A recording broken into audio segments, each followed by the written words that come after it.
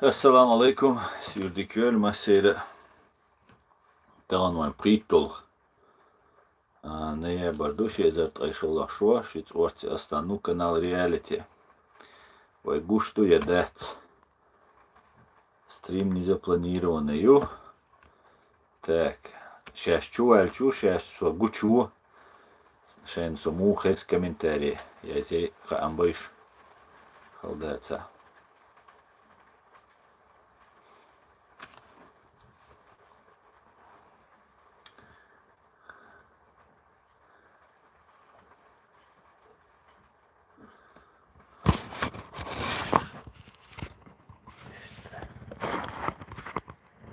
İşte Martina.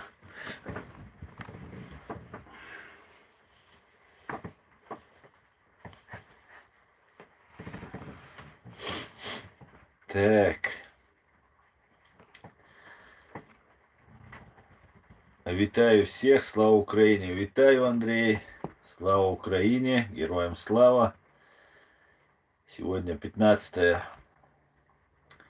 ноября 2022 года, друзья.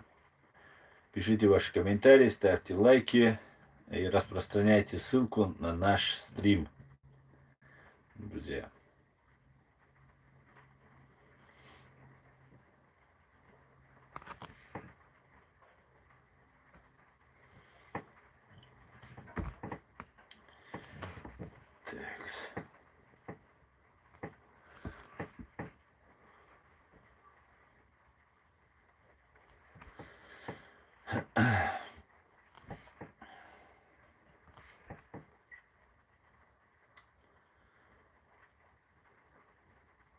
Собираемся потихонечку. Распространяйте ссылку, друзья. Собирайтесь, пишите ваши комментарии.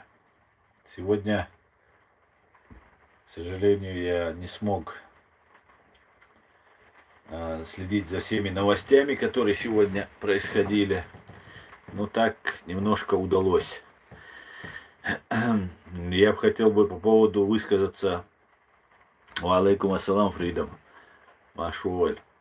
Я бы хотел высказаться по поводу убитого военнопленного, который сдался украинцам и затем был похищен с улиц Киева террористами из банды Вагнер и был убит.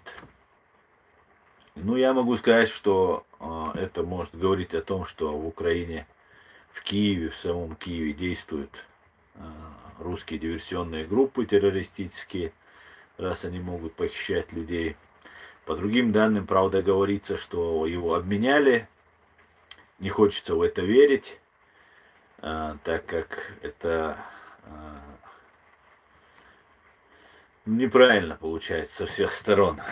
Тем более после того, как человек дал интервью, публично рассказал о своих намерениях. И я смотрел информацию, что он не прошел полиграф, врал и так далее. Как известно, ну, если это правда, только слухи есть по этому поводу. Если это правда, то полиграф, он иногда ошибается. Человек может находиться в разном психологическом, моральном состоянии, и он может где-то соврать, где-то неправильно поступить, что полиграф может показать неточную правду. Именно поэтому полиграф не принимается судом как доказательство.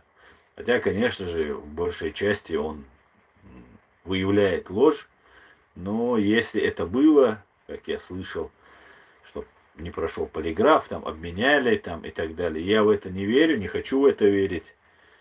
Я могу сказать только то, что его, даже если его добровольно передали, то это, конечно же, неминуемо для него была смертью, что нам и продемонстрировали. Конечно, мы понимаем, с кем мы имеем дело. Это самые настоящие людоеды, террористы, которые казнили этого человека. Это видео этого человека, отрывок, я не помню сейчас его фамилии. Человек сидел в тюрьме, и решил выйти из тюрьмы для того, чтобы выйти и перейти на сторону Украины.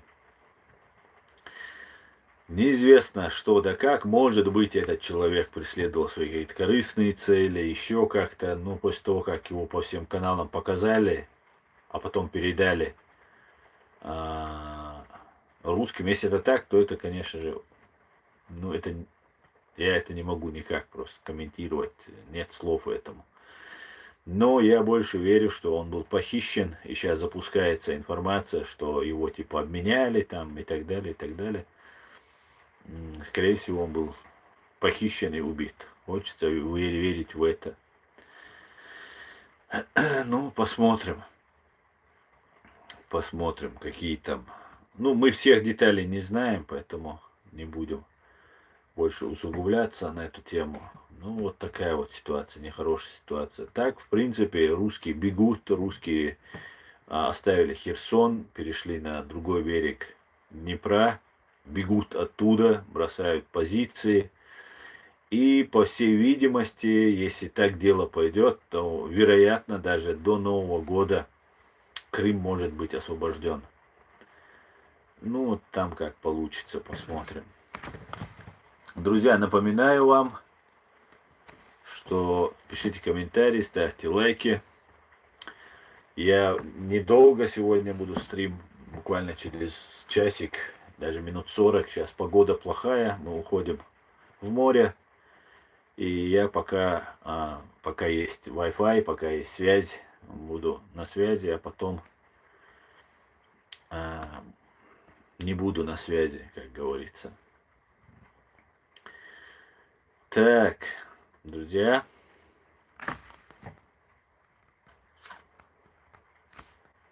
Ассаламу алейкум, алейкум ассалам, аква, нохчи нох, алейкум ассалам. Вот только сейчас комментарии ваши появились, не было их. Слава Ичкерии, героям слава, слава Украине. Привет из Индии, я харківчанка і мрію про перемогу та повернення додому. Дуже дякую, Лайна Войт, дуже дякую. Так, ассаламу алейкум, Асколе, ва алейкум ассалам. Салам Машал, Дума Серго, всем доброго вечера, Вилпес, Дели Салам Машал, ой, Луна, брат патриота, почему сам не патриот? Так, Арсен, вооруженные силы РФ теперь будут все отступать и сдавать свои позиции, пока вовсе не уйдут с Украины. Фридом, знаете, как я думаю, у меня нет никакой инсайдерской информации, но вот по тому наблюдению, которое происходит, все-таки со стороны вот как украинские эксперты об этом заявляют, со стороны этой Беларуси, я боюсь, они штурманут. И поступает такая нехорошая информация, что применение какого-нибудь оружия массового уничтожения людей все-таки может состояться, говорят об этом, хотя Путина неоднократно предупредили. Ну, будем посмотреть, будем наблюдать. Асан, ты что это, на яхте? Ну, типа да, уходим в море ночью.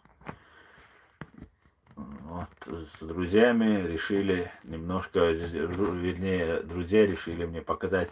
Короче, мы хотим зайти в Крым, пока украинская армия будет заходить отсюда, мы зайдем с тыла и ударим, короче, по этим, у нас тут есть огнетушитель. Будем с огнетушителя гасить. Так.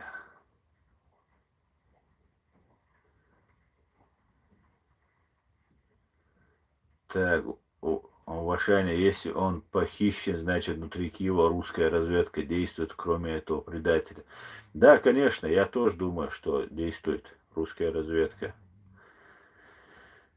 Как иначе? Ну или же набирает, как обычно разведка может действовать. Она может через местный криминалитет действовать. Предлагаются деньги. Ну и как бы все по отработанной схеме. Так, биологическое оружие. Я не знаю, Фридом, биологическое это будет, грязная бомба это будет, там, атомная будет или еще чего они. Но к чему-то такому серьезному они, по всей видимости, готовятся. В Чеченской республике во время аннексированной сейчас все больницы в подвал переносятся. В Москве все больницы операционные переносятся в подвал. Они ожидают, что по ним будет ответный удар.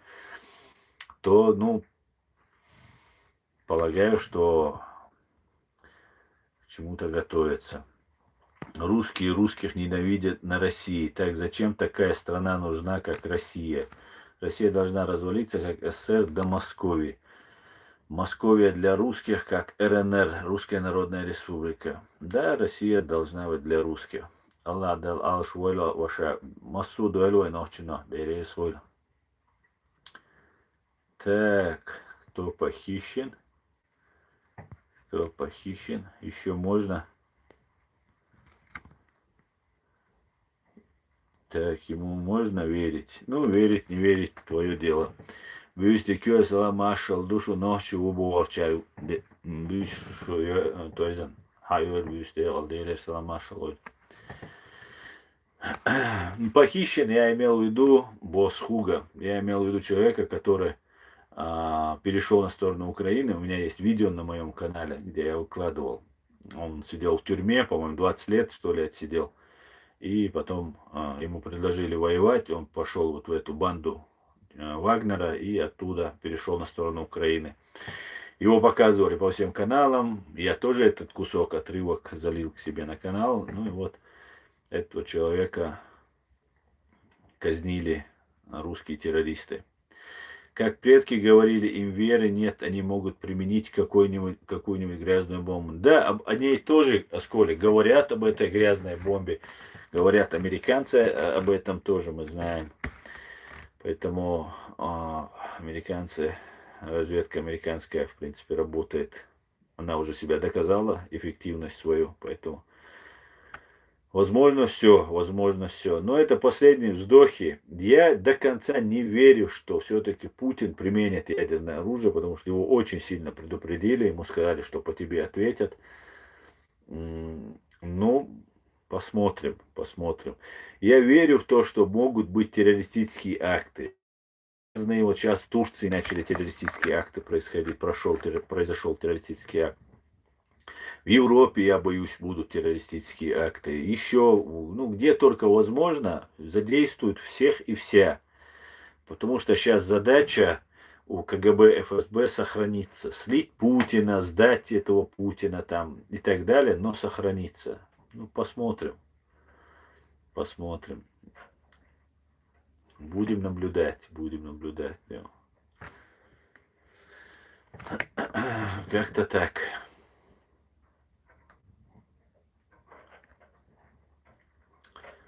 А что в Турции произошло? Я не знаю, Фридом. Террористический акт там, говорят, произошел. Я был все время, мы в дороге, в разъездах. Я как вот сейчас добрался до места, откуда мы будем сейчас отходить. И вот получилось немножко, думаю, смогу пообщаться. Неожиданный эфир снова, да, леди? Вот так вот. Да, с дороги, как говорится, с колес или почти с колес. Машо, леди. В натуре.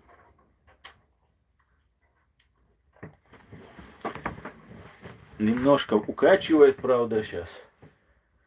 Мне кажется, чуть-чуть море остановится или успокоится. Посмотрим. Нам, в принципе, недалеко. Дели Саламаш Хуллун. Ох, так, это не мне. Да. Что еще хорошего? Может, вы что-нибудь расскажете мне, друзья? Что сегодня произошло хорошего? Рида море мы пока не будем раскрывать. Миша, как ты думаешь? Так, что за ерунду ты говоришь, Миша? Магмус. Миша Магнус. У меня какое дурное предчувствие. Береги себя, Оша. Мы не избежим ничего, не волнуйся, ночью. Так, Аслан, салам алейкум.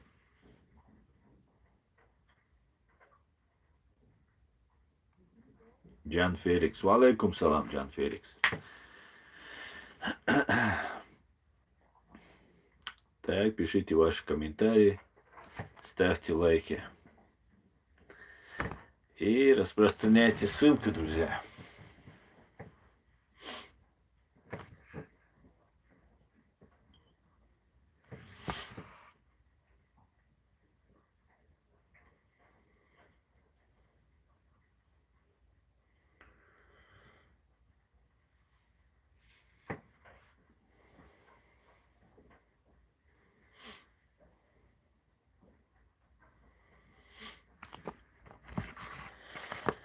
Так.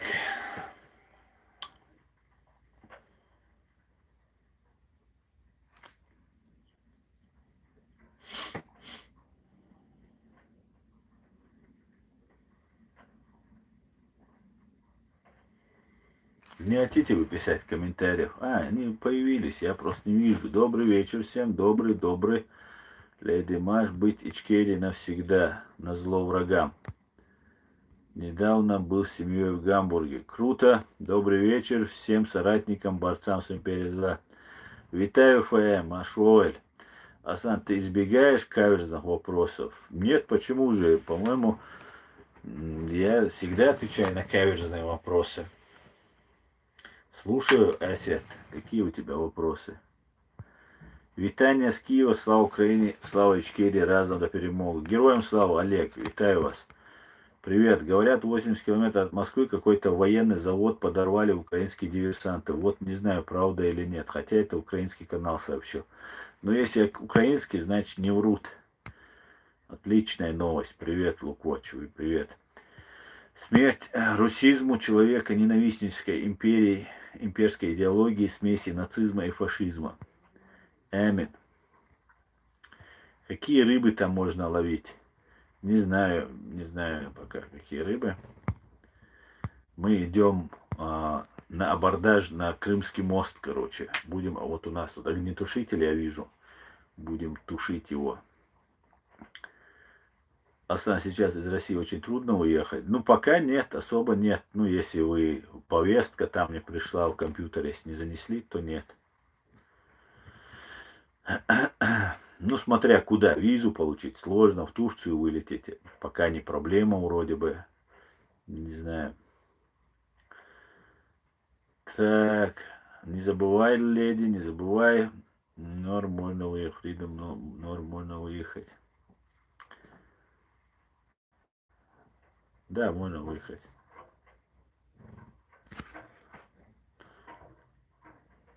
Основная Германия визу не выдает. Да, Германия очень трудно выдает визы.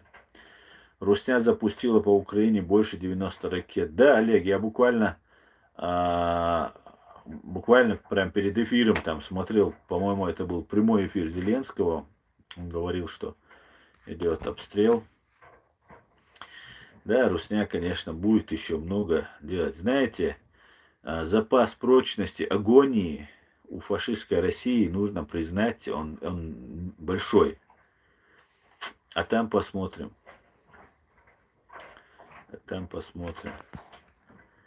Так, Аслан, когда планируешь Чечню? Ну, я могу в любое время планировать. Мы предполагаем, как говорится, а Бог располагает. Но я надеюсь, что следующее лето мы все будем дома. Все свободные чеченцы, которые вынуждены оказались за границей, будем дома. Но это так, мои планы, мои надежды, скажем так. А там посмотрим. Не имеет значения, знаете, я думал над этим неоднократно. Не имеет значения, где мы находимся. Главное, мы не сдались и не покорились душе. Вот что самое главное. Оккупирована земля или посажены мы в тюрьму. Я знаю человека, который получил пожизненный срок и был абсолютно свободен в этой тюрьме. Потому что он в душе, в сердце был свободен. Хотя мы знаем, что пожизненный срок это как бы как минимум морально это убивает человека. Не то, что его это не убило, он наоборот себя чувствовал абсолютно свободно. Он готовился к выходу, получил пожизненный срок и готовился к выходу. И вышел. И вышел, и очень-очень многому, чему меня научил Дион. Как-то так, Дион. Так. Ассаламу алейкум варахматуллахи вабаракатуху. Ассаламу амокш. Ай, ва алейкум ассалам ва хадику дал бухастам. Зачем вы плывете туда? Чтобы потушить Крымский мост, Дион. Русня — это историческая ошибка. Русским всем дорого обойдется, особенно будущим поколениям. Ужасно, когда холоп становится барином или вертухаем, чемоданоносцем, президентом страны. Смех держава. Да, совершенно верно, ФМ. В Германии же много русских. Они там, как что говорят, поддерживают войну. Ну, я вам скажу, что большая часть русских, ну, как бы вообще молчит на эту тему, но есть небольшая группа, которая поддерживает Путина, войну, ну, очень маленькая, ну, такие отмороженно, тупая группа. А в основном русские, ну, по крайней мере, даже те, кто был за Путина, кто поддерживал Россию, сейчас, ну, у многих открылись глаза, и мне говорили спасибо. Русские говорили спасибо за то, что мы не до конца понимали, о чем ты говоришь, мне говорили. Потому что я не только тут в Ютубе, но и так общался, говорил на эти темы. Поэтому ситуация поменялась в корне. И все, она больше не изменится в другую сторону. Другой вопрос, сколько людей погибнет благодаря вот этой банде по ФСБ, которая сейчас находится в агонии. Они сейчас пытаются спасти Россию. Их задача сдать Путина, сдать Кадырова, ну это вообще никто, Пригожин с Кадыровым, сдать Путина, много что сдать, но чтобы не развалилась Российская империя. Вот их задача. Вот задача, чтобы даже не Российская империя, нет у них никакой идеи в этом. Их идея — это банда ФСБ и КГБ.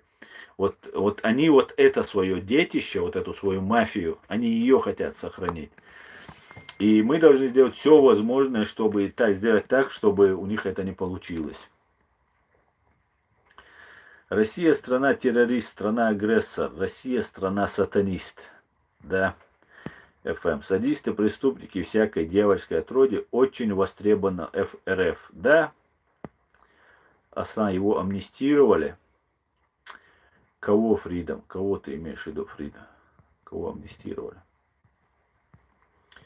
Дай Аллах, надеюсь, что летом будет свободной демократической Чиры. Амин Асколе. Дай Аллах. РПЦ не просто благословила агрессию и геноцид украинцев, но и стала прямой соучастницей. Так выглядит православный ИГИЛ. Да, именно так. Муа Штирлиц. Чалиби. Законно, уса Штирлицем, аумая чунза. Асколи, ваша демократия Чирей навсегда, да, Алмула. В Гамбурге видел много украинских флагов, да. Русские — это арабское мерзкое население, таких под 90%. Они ведь не против войны выступают. Они недовольны, что чмобиков не кормят и не тренируют, пуская на мясо. Русские — это мерзкое арабское население, таких под 90%. Когда Украину захватить не удается, русские кричат, что злыдни хотят уничтожить Россиюшку, да. Правда, что киллера Хангашвили обвиняют? Миша, ты по работе такие вопросы задаешь. То ты про Зумсо спрашиваешь, что ты сейчас про Хангашвили, то это. Я не знаю, обменяют его или нет, я не знаю. Я не знаю. Я знаю, что Вадим Красиков — это полный ноль. Это обычный просто палач, убийца. Главное, чтобы были наказаны Путин с Патрушевым и банда ФСБ. Тогда нам станет всем жить на этой земле легче. Ватники пишут, а почему мы уходим из Херсона, если мы побеждаем? Белгород, Таганрог и Кубань это Украина, говорит ФМ. Да, абсолютно, я с тобой согласен, брат. Сегодня в районе Киева за підрозділами ПВО сбито 18 ракет из 21. Дякую захитникам нашего неба. Присоединяюсь, Олег, дякую им. Русня умеет воевать только со слабыми и незащищенными, то есть женщинами, детьми, пожилыми людьми. Да? А сам того, кому дали пожизненный срок, потом амнистировали? Нет, конечно. Если ты имеешь в виду... ты имеешь в виду того чеченца? Нет, его не амнистировали. Там была большая процедура, очень большая процедура и сотни тысяч долларов. Ролики название «Дождь победила, пропустил». Да? Ну, исправлю, чахмаяльно исправлю обязательно, друзья. Я просто, у меня уже это от качки чуть-чуть уже. Так, очередь Запорожья с Мелитополя и Мариуполя. Машволь, Чечня, Россия, кстати говоря.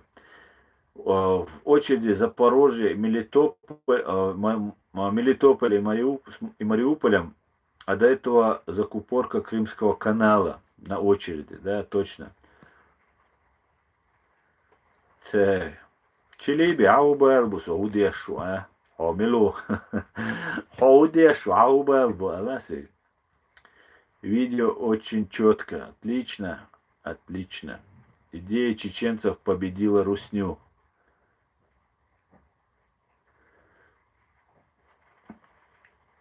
Асан, как думаешь, почему Чечня проиграла вторую войну?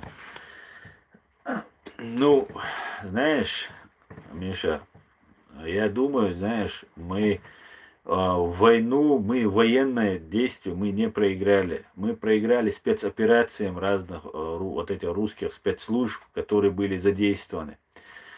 Потом, знаешь, еще я должен сказать, что мир отвернулся от нас. Мир не повел себя так, как мы рассчитывали, как он обычно ведет себя и как должен был себя повести. Этому есть много объяснений, много обстоятельств этому, много-много. Это слишком сложные вещи. Но идея чеченцев, она не проиграла. И мы тому живые свидетели. И никогда она не проиграет. Чеченцы, хоть я и не очень хорошо отношусь к Максиму Шевченко, он сказал как-то, что чеченцы победят, он сказал. Недавно я видел его ролик. Потому что они идут сквозь время. Мы, не знаю, почему мы так воспитаны, почему у нас такое миропонимание. Мы видим суть проблемы. И мы держимся зубами за эту основу основ, за суть.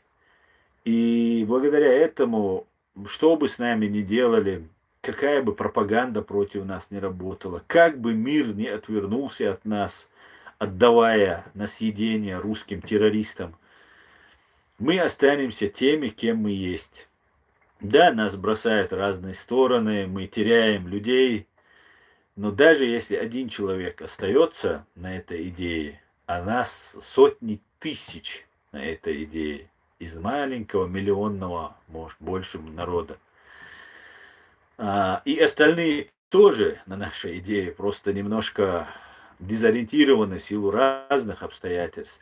Поэтому я не могу сказать, что чеченцы проиграли войну. Я могу сказать, что битву со спецслужбами, одну битву, а у нас было много побед, у наших спецслужб, у наших военных было много побед. Но вот когда слишком был большой ресурс, просто, физически иногда даже волк не может справиться. Отважный, смелый волк не может справиться с каким-нибудь сумасшедшим, бешеным медведем, когда весь лес за этого сумасшедшего и бешеного медведя. А дело же не в том, что, например, меня победят, или там кого-то другого победят, или тысяч наших убитых людей. Дело же не в этом. Дело в том, что есть идея. Есть русская идея, которая стала против чеченской идеи. Есть чеченская идея. Так вот, русская империя, имперская идея, это та, которая пришла к нам с кровью, со злом. И мы, несмотря ни на что, вы даже не представляете, что мы пережили. Да, многие чеченцы даже до сих пор еще не знают, что мы пережили. Настанет время, оно уже настает, оно уже фактически настало.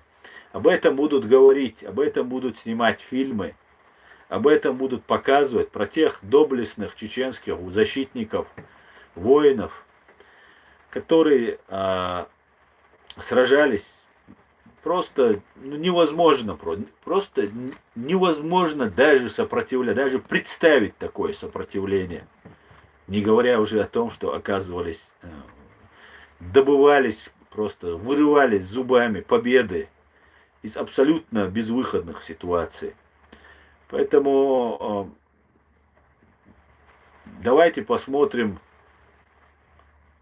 кто останется последним, чья идея останется последним. Так вот, идея чеченцев, я считаю, она уже победила.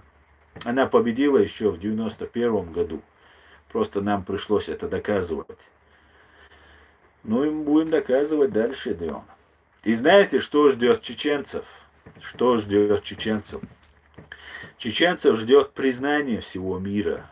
Чеченцев ждет признание Соединенных Штатов Америки, Великобритании, Германии, европейских стран, Турции. Дань уважения тому, что сделал этот народ. Ведь не только воины сражались, мы говорим о воинах. Вокруг воины это одна только часть этого сопротивления. Были политики, были юристы, были журналисты. Много-много тысяч безымянных героев, которых мы не знаем и, возможно, даже не узнаем некоторых. Хотя мы постараемся сделать так, чтобы узнать обо всех.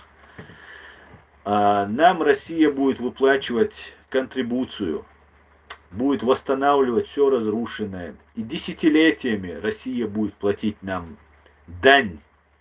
Ту дань, которую сейчас нам как бы говорят, они платят. Вот тогда будут по-настоящему, со своих налогов русские будут выплачивать за тот ущерб, который они нам нанесли. Будут восстановлены заводы, будут восстановлены фабрики. У нас будет самый большой аэропорт на Северном Кавказе, а возможно даже во всем бывшем Советском Союзе, который мы построим обязательно. У нас будет самые лучшие дошкольные и школьные образования. Самые лучшие. Мы будем летать по всему миру без виз, имея паспорта, наши ичкерийские паспорта. Поэтому у нас все будет так хорошо, так как даже не представляют некоторые люди. Я в это верю, и я на это очень надеюсь. Да, Аллах. Женщины по всей стране требуют создать более комфортные условия для своих мужчин для убийства украинцев, вместо того, чтобы требовать от Путина прекращения чудовищной карательной войны против Украины. Да, совершенно верно, ФМ. Любят русские люди бунтовать, станут на колени перед барским домом и стоят подлецы, а ведь знают, что бунтуют, и все равно стоят. Салтыков-Щедрин. Achtung, Achtung, russischen Soldaten. И здесь Цавалонса. Всем ассаламу алейкум, ва алейкум ассалам. Вождя это уже выносить пора, этого уже выносить пора. Они все к нему возвращаются. Да, им дик эйлер Максим, чеченцы бы и будут. РФ проект Белого Запада по совместному геноциду малых азиатских народов. Я с тобой не согласен, Беклербек. Намного все сложнее, намного все. Здесь столько игроков, здесь столько интересов у государств, у стран, что все так сложно.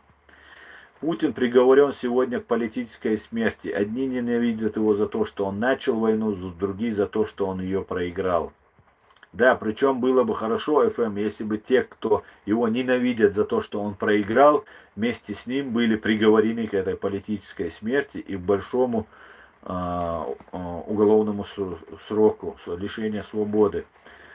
Ко всем виновным неприятностям, военным неприятностям у России жуткий дефицит бюджета, и Центральный банк каждый месяц печатает 260 миллиардов ничем не обеспеченных рублей. Удавка затягивается со всех сторон. Да, ФМ, это говорит, что будет очень-очень большая инфляция. Скорее всего, галопирующая или гиперинфляция. Орки, вы дураки, задает вопрос ФМ. За ваши останки вашим семьям никто платить не будет. Сдавайтесь, пока не поздно. Присоединяюсь к сказанному. РПЦ открыто и громко призывает убивать жителей Украины, не только военных, но и гражданских, всех вне зависимости от пола и возраста. Вот скажи, что это за церковь? Церковь убийц. Да? Оксан, ты веришь про предсказание Аулия про Третью войну? Нет, я не верю про предсказания про Третью войну. Я не слышал этих предсказаний. И я сделаю все от меня зависящее, чтобы избежать Третьей войны на территории Чеченской Республики Ичкерия. Хватит. Мы уже больше не полигон. Мы больше не воюем. Да, проведем специальную операцию полицейскую по задержанию особо опасных, одиозных террористов. И все. В одном городе на днях какое-то тело в камуфляже, видимо, их там нет, с вопросом, почему не на фронте, надавала по щам одному из ментозавров, патрулирующих улицы. Правильно, себя ментов надо гнать, Леон. Талибы в России уже обскакали после высказывания о десатанизации. Выходим на финишную прямую с русским ИГИЛом. ФМ, да куда еще ИГИЛ? Вот казнь, вот видите, этим кувалдой, еще мы увидим казни. Мы увидели казни, как они украинских военнопленных сожгли просто. Это и есть русский ИГИЛ, это и есть тот самый ИГИЛ. Или ПИГИЛ его назовем. Православное государство. Миша, Третья война уже идет. Хотя к православию они не имеют отношения. СГИЛ ее назовем. Сатанистское государство. Миша, да, уже идет, если ты не слепой, увидь это. Не идет Третья война ночью. Не идет и не пойдет ночью. Но Третья война, это когда она будет идти на чеченской земле. На чеченской земле бомбежек нет. Это вот что важно. Мирные люди важно. И, конечно же, та молодежь, которая отправляется на войну, ее нужно вытаскивать всеми способами. Нет никакой новой русской идеи. Она уже 500 лет все та же. Захват и загаживание чужих территорий из-за патологической неспособности к нормальному хозяйствованию. Да, и грабеж, ФМ, грабеж. Именно для этого они и захватывают. Так, Аслан, даже во время Второй мировой не все немцы были за нацистов. 20 июля 1944 года группа немецких генералов совершила покушение на Гитлера. Гитлер не умер, но получил серьезный ущерб здоровью. Да, было такое. Проблема в том, что особенностью современного русского укрофашизма является его балаганность, ерничание и кривляние, всеми силами пробивающий эстетическое дно. Русская великая культура — это и есть тот самый яд, который веками отравляет и самим приносит беды всем окружающим. Да им платить будет нечем и некому, ибо они сами хорошо потрут и найдут татарина, украинца, чуваша и так далее. Добурлан, не волнуйся, у вас, знаете, такие иногда бывают вещи, как будто специально это что ли говорите. Вроде бы вы свои люди. Ну, такие вещи говорите, постоянно пытаясь как-то смягчить вот это русское, облегчить им это дело. Нечем платить. Ну как нечем? А земли чьи, а нефть, газ чьи, а заводы, а фабрики чьи, а захваченные, арестованные разные суда, которые у них есть, самолеты есть. Вы что, конечно, есть. Не переживайте так сильно за русских. Мы заберем у них. Не волнуйтесь за них так сильно. На первом месте родной язык, а потом английский, немецкий, французский, испанский, итальянский, ну никак российский недоязык. Но, Чино, абсолютно согласен с тобой. Первый язык у нас будет государственным чеченским языком, на втором английский. Русский, все, что связано с Россией, с русскостью, мы должны забыть лет на 100. Потом посмотрим, следующие 4 поколения поживем без русских, а потом, если наши потомки захотят с ними что-то иметь, то они уже сами решат без нас. Герои русских народных сказок, все эти илемуровцы, Иван Дураки, Марий Царевны и прочие спят на печи, бездельничают, бухают и ждут, когда на них свалится богатство и какие-то блага. Да, да. Русские сказки это есть рассадник того русского духа, первопричина формирования того культурно-генетического мусора, который мы сейчас видим в Украине и самой России. Да, языки не оскорбляют, язык есть язык, говорит Фрида. Идея чеченцев победила Язин А. Ва, ха, шу, духон. Ва, ха, шу, духон. Щи, духон, было. Победила. Но я там, знаете, я когда писал, во-первых, была качка. Она и сейчас идет. Не сильная, правда. Сейчас мы пришвартовались. И я то один написал смысл, потом немножко переделал и, видимо, не изменил. Все нормально, как только закончится, изменю. Мне часто приходится в дороге писать, поэтому бывают иногда ошибки. Поэтому извините, друзья. Главное, вы есть и я есть. Салам маршал дуасан, дели салам маршал.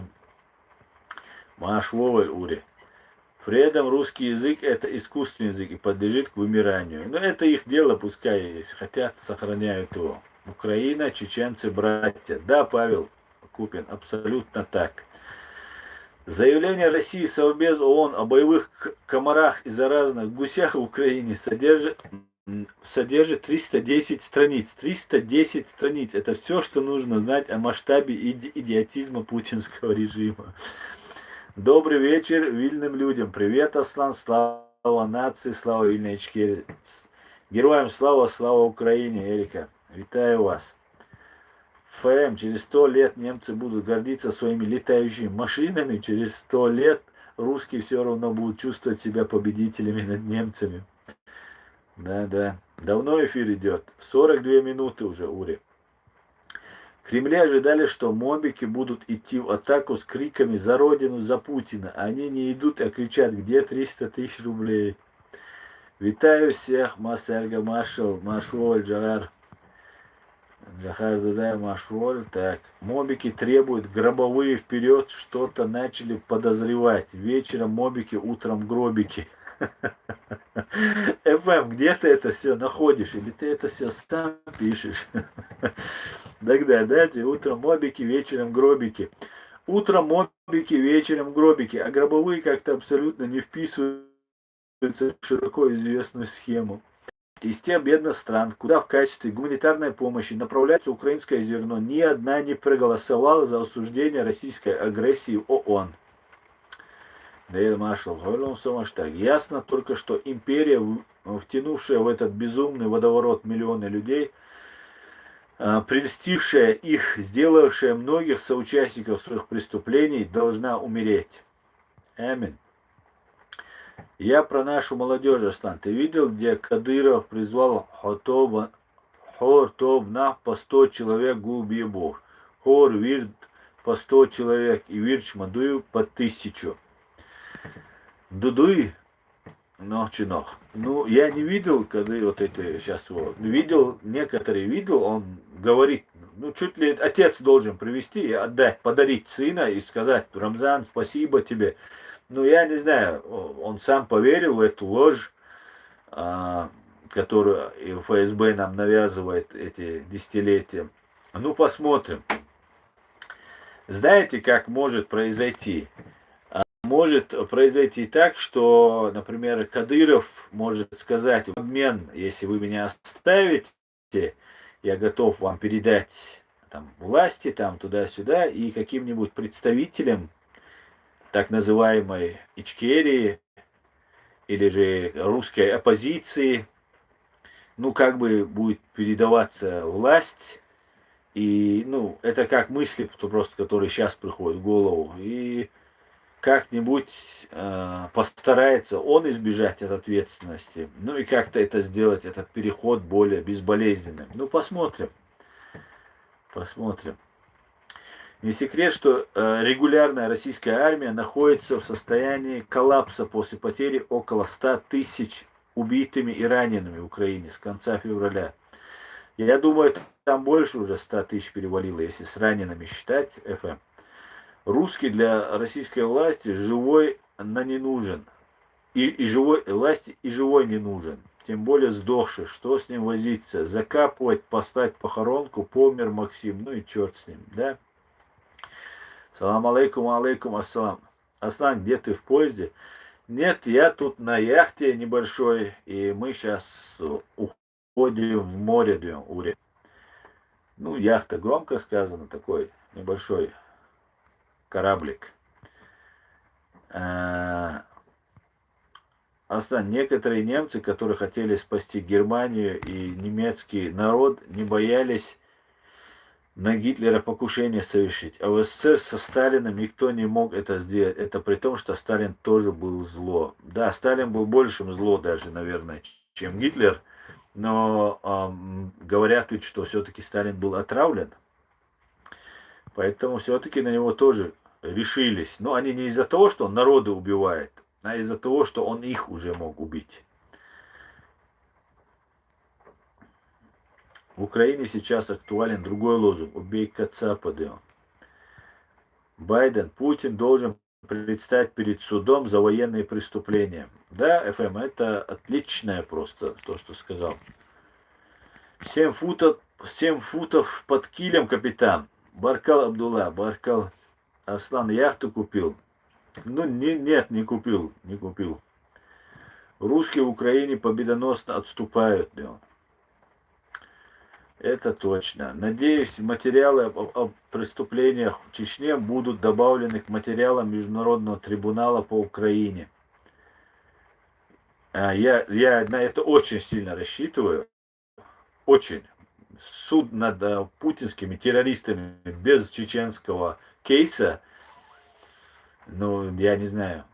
Этого не может быть просто. Не будет такого, да, Но мы должны, конечно же, держать руку на пульсе и кричать во весь голос. Только попробуют, пускай задумаются, чтобы без нас этот кейс будут. Будут они разворачивать, да.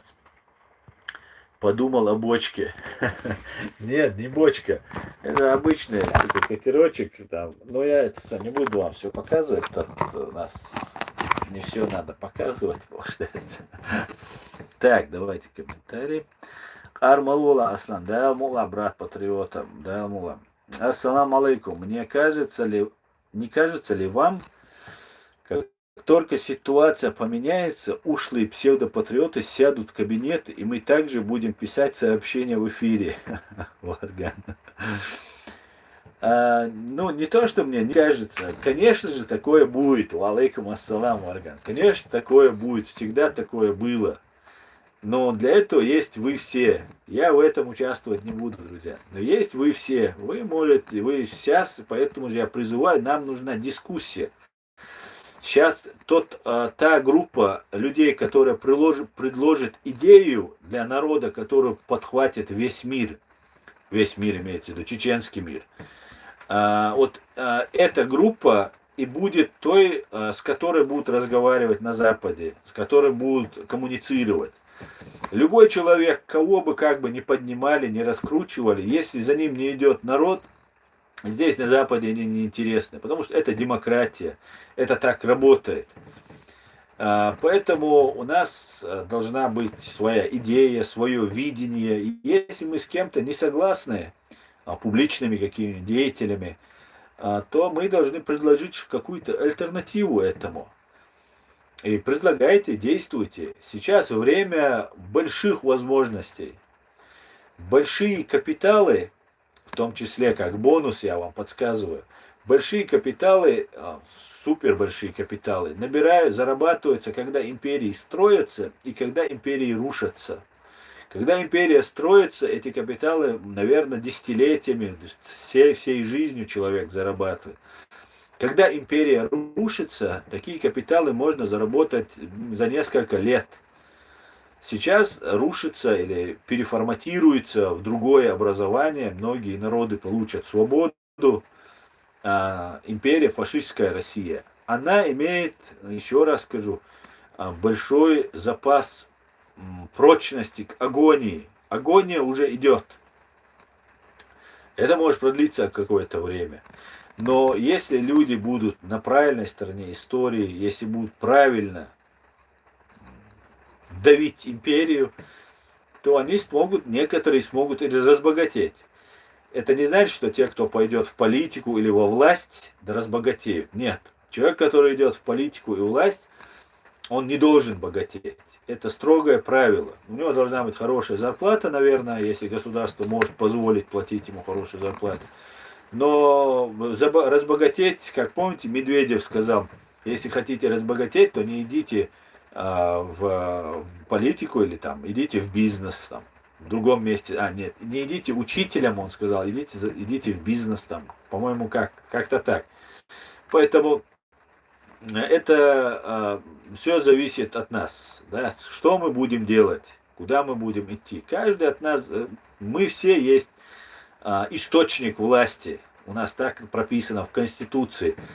Чеченский народ является источником власти. Я бы даже немножко изменил это, хотя уже это написано. Не только источник, а носитель власти должен быть. Конечно же, в государстве гражданин делегирует часть своих полномочий полиции, государству, своим представительным органам. Но вот как источник власти мы, чеченцы, каждый гражданин Чеченской Республики Ичкерия является источником власти. Организовывайтесь, если вы с чем-то не согласны, действуйте. Моя позиция с любым человеком, с кем я буду коммуницировать, она простая. Если вы не связаны никак с фашистской Россией, с их спецслужбами имеется в виду, вы можете быть кем угодно и дружить с кем угодно.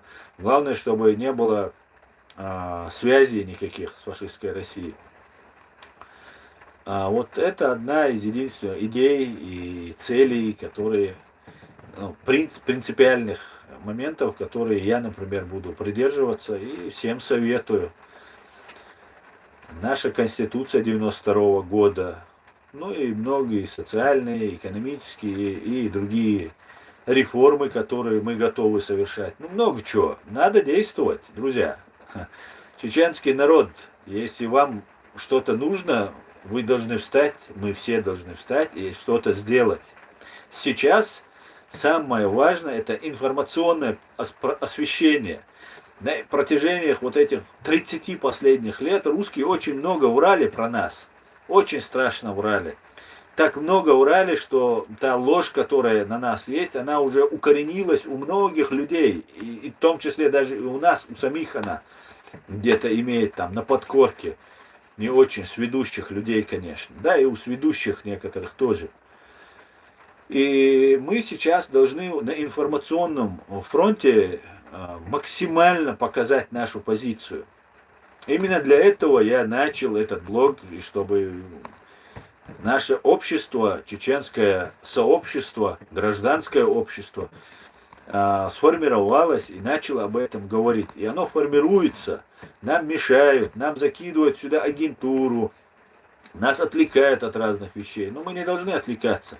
Мы должны понимать, что есть суверенная, правовая, независимая, демократическая Чеченская Республика Ичкерия. И мы должны держаться этого. И это наша безопасность, это наша компенсация, которую нам фашистская Россия, она же Ичкерии должна. Никакому другому образованию Российская Федерация не должна. Она именно Ичкерии должна. Мы должны стоять на этом. И мы будем стоять на этом.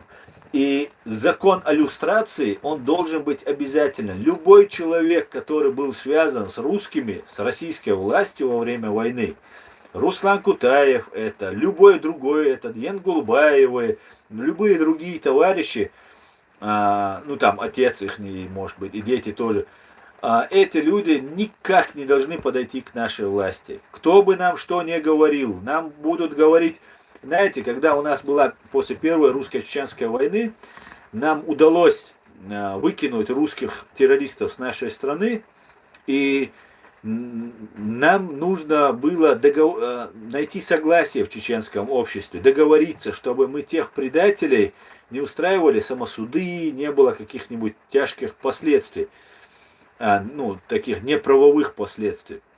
И я полагаю, это чисто моя точка зрения, Запад, который нам помогал договариваться с Россией, да, ведь 850 бойцов, когда зашли в Грозный, они же могли эти 40-45 тысяч своих русских солдат разбомбить и нагнать еще 45 тысяч снаружи. Ну, они все-таки, они были выдохшиеся, у них не было денег, Запад оказывал очень хорошее на них давление на них, и они вынуждены были с нами подписать договор.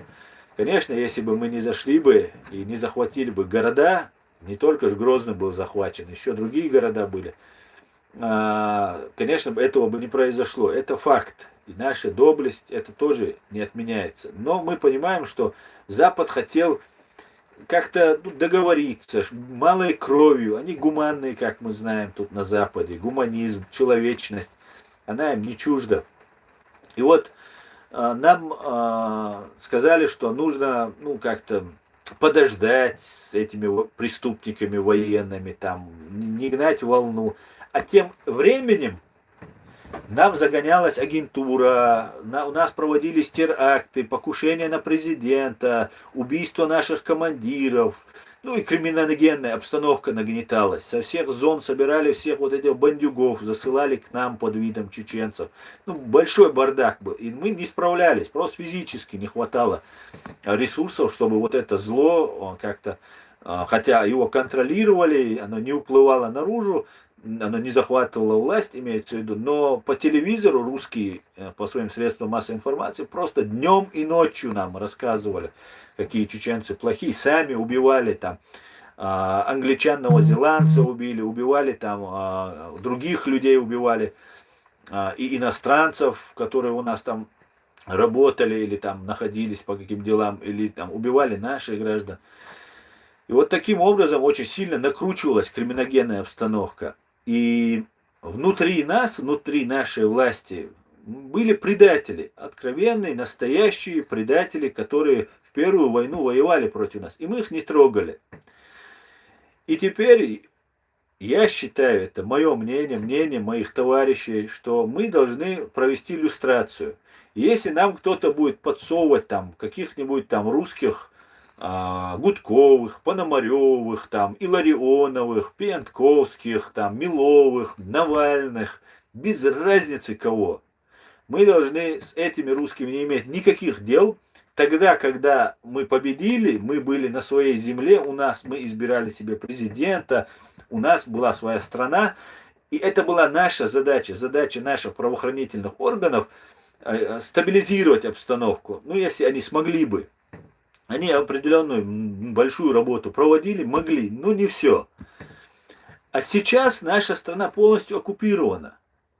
Сейчас нам уже сожалеть уже нечего.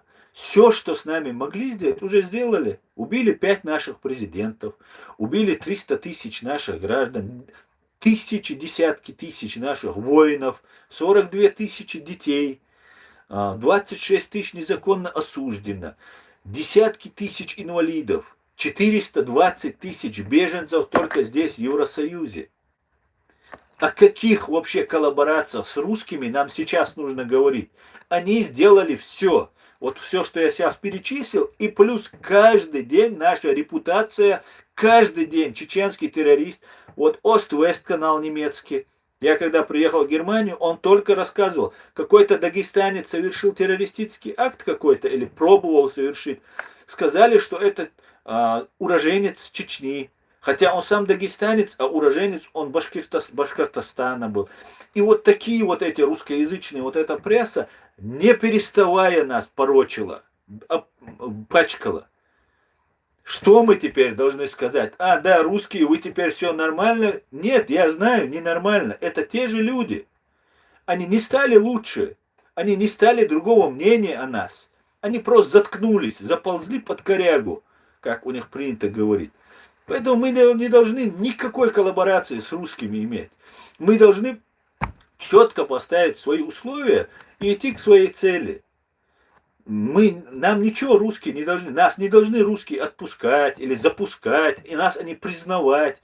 Ну, я скажу так, пошли они все за своим русским кораблем.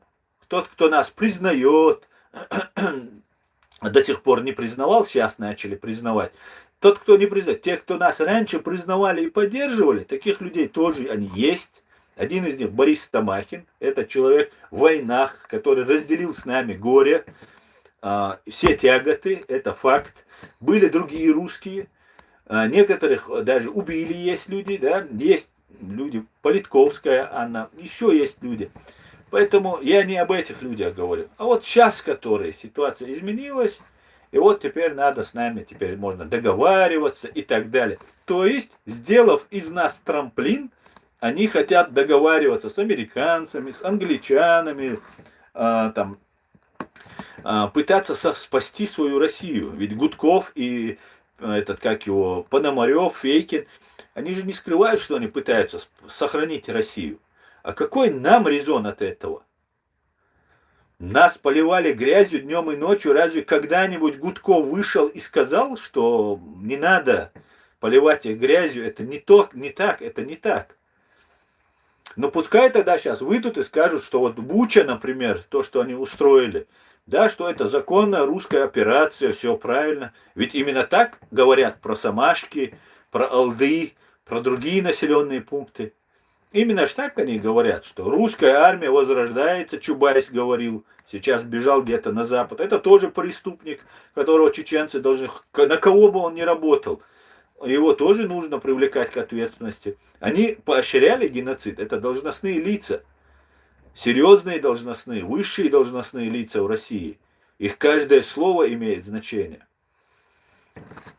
Поэтому и есть даже те, кто помогал на Западе, да, но я их не беру. Я взял для себя, что мне вот достаточно фашистской России, если мы накажем. Остальное тут на Западе со своими, кто перебегал, продавался или действовал в угоду своих каких-то корыстных интересов, они сами разберутся. Но мы должны вот в этом направлении, должна быть какая идея, и двигаться именно в этом направлении. Никакой связи с русскими. Я пытался с ними договариваться. Многие пытались с ними договариваться. Последний Аслан Масхадов пытался договариваться. Что с ним стало, мы тоже знаем. Они вызывают на переговоры и убивают людей, берут в плен и так далее. Так было всегда в русской истории. Поэтому пускай они живут на хорошие люди, хорошо. Хороший русский, который наш русский, который нас поддерживал, Борис Тамахин, такие люди. Добро пожаловать в Ичкерию. Приезжайте, любим, уважаем, те же права, что есть у чеченцев.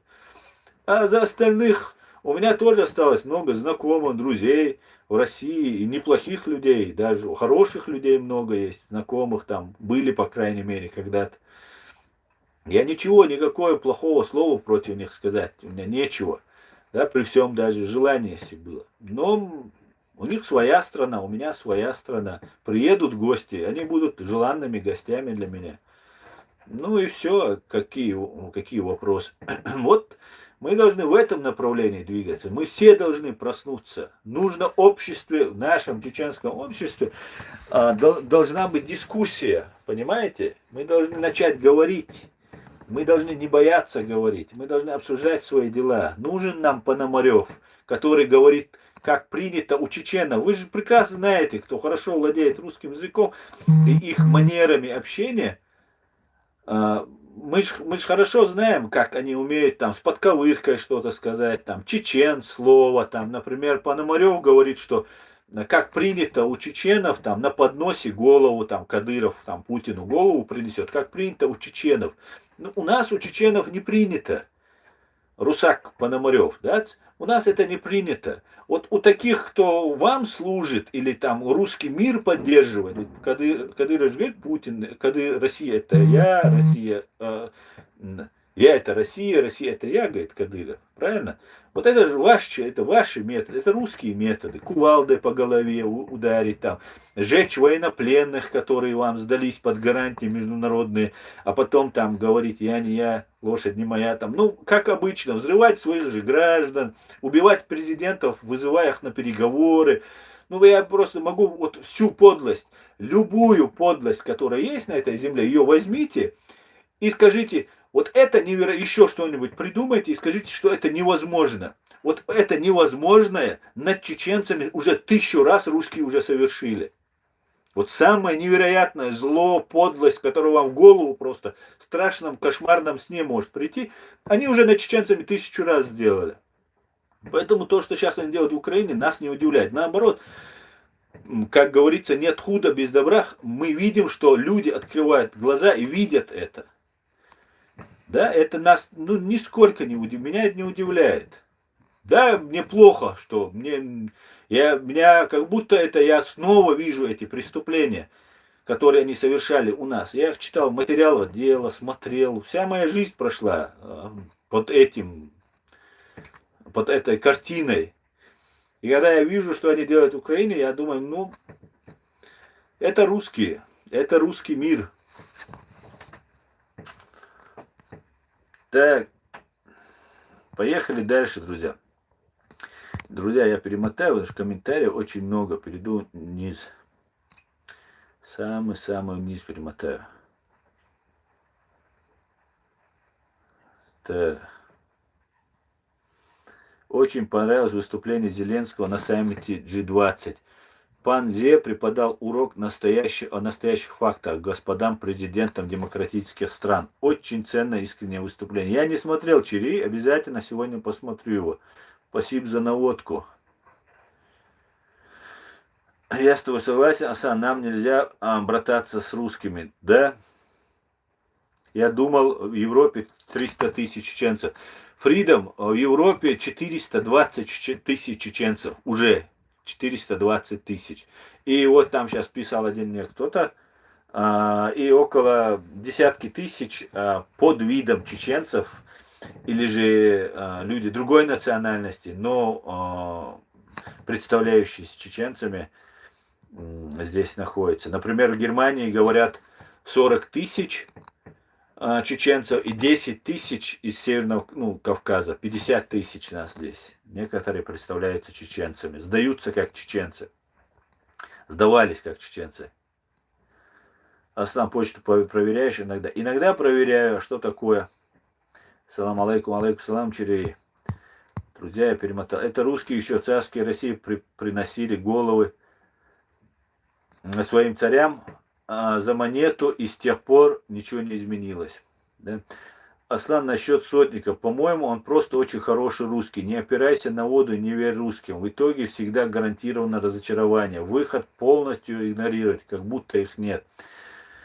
Конор, у сотника фамилия украинская. Поэтому я очень надеюсь, что он украинец. Вольный украинец в душе. Я очень внимательно следил за его каналами и никогда не видел, может, в силу своей наивности, не видел фальши. Я видел, что он объективно, честно пытался подавать факты. Это мое сугубо личное мнение. Конечно, я могу ошибаться, но и я не хочу пока в это верить, поэтому извини, дружище.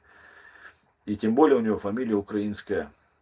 Хотя есть и русские нормальные, поэтому не будем сейчас, чтобы не подумали. А то и так я много говорю на русских. Так, ассаламу алейкум, машуль, Аллаху акбар, ва алейкум ассалам, граничкере, дейля салам, машуль. Аслан, сколько, по-твоему, в Чечне на сегодня чеченцев? Тут пишут 1 600 000, но не верится. Конечно, это официальные цифры, которые говорят Freedom, что 1600, 1 600 000. Я полагаю, может быть, учитывается там несколько сот тысяч русских оккупантов, которые там стоят, и мертвые души. Они таким образом получают пенсии, пособий там, и так далее на те 400 тысяч, которые здесь в Европе находятся. Ну, мне кажется, вот так. Конечно, цифра выдуманная. Если говорит это русская власть, то, конечно же, знайте, что она врет. Потому что русская власть врет всегда, когда открывает рот. Неважно, что она скажет, она уже врет. Поэтому, а это информация от русской власти. Поэтому я полагаю, что эти цифры не соответствуют действительности. Как-то так. Дал мула, все будет Ичкерия. Дал мула, дал мула. Оголтелая клевета на Трампа и оркестр, занимающийся этим, сотник в нем, к сожалению. Да, вот этот момент мне не нравится. Но в последнем своем видео Александр сказал, что он не за республиканцев и не за демократов.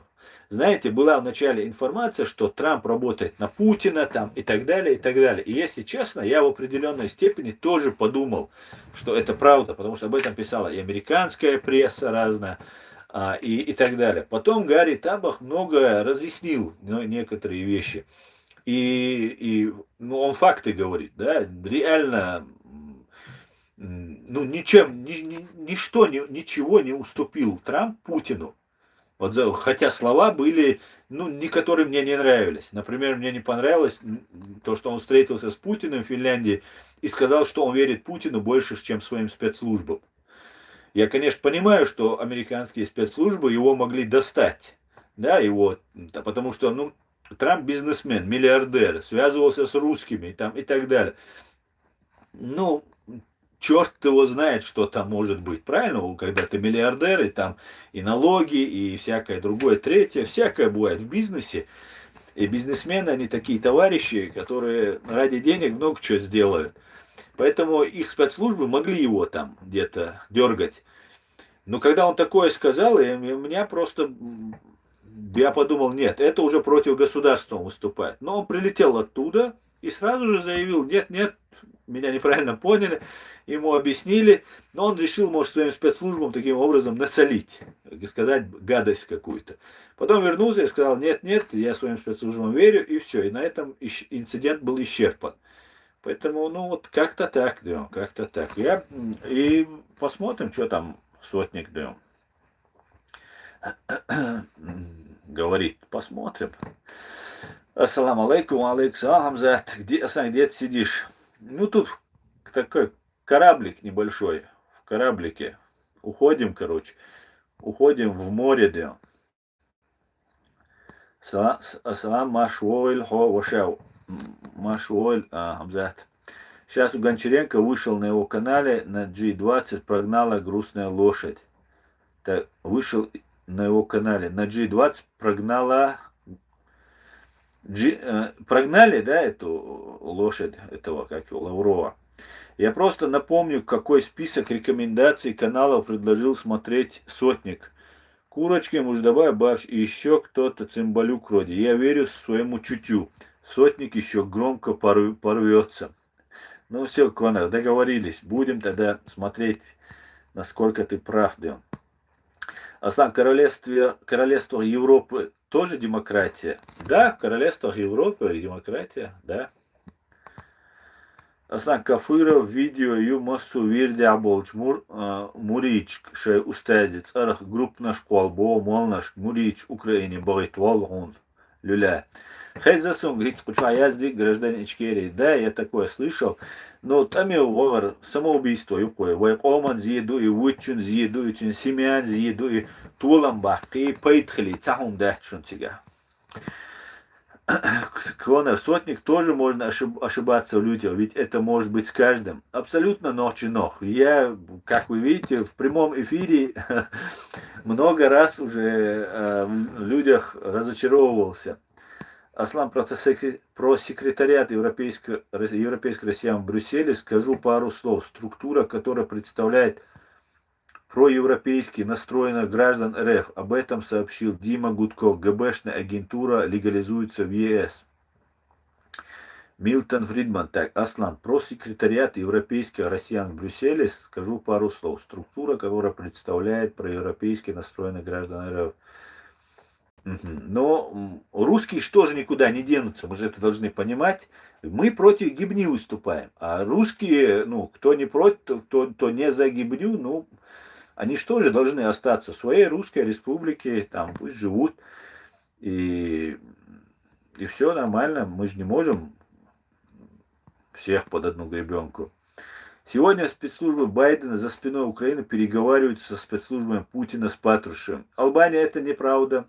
Неправда. Украина все контролирует, с Украиной координируются все действия. Это я могу сказать. За спиной Украины ничего не делается. Это вы можете быть уверены. По крайней мере, я так считаю, так вижу. Амзат, главное, что Аслан не на Титанике. Ну, посмотрим, Титаник это или нет, да. Sabes bağır no that's aslan üç double чмох уно ценлурбу. Дал дикнак дуэль пуна, гражданин Ичкери, дал дикнак дуэль. Друзья, я на этом свой стрим закончу. Мне уже пора. Всего самого хорошего. Все будет Ичкери. Слава Украине. Адикюэль маш оль. Господи, благослови Америку. Друзья, адикюэль. Всего самого хорошего.